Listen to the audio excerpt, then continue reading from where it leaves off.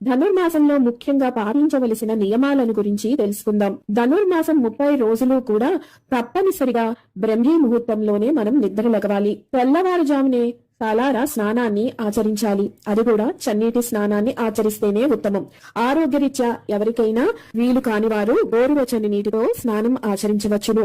ఈ 30 రోజులు కూడా తప్పనిసరిగా మీరు మద్యం, మాంసం అలాగే ఇతర అన్య పదార్థాలను త్యజించవలసి ఉంటుంది. బ్రహ్మచర్యం తప్పనిసరిగా పాటించాలి.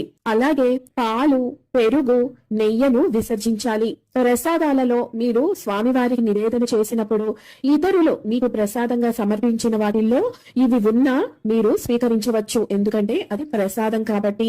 ఇంటి ముంగిల తప్పనిసరిగా ముగ్గు ఉండాలి.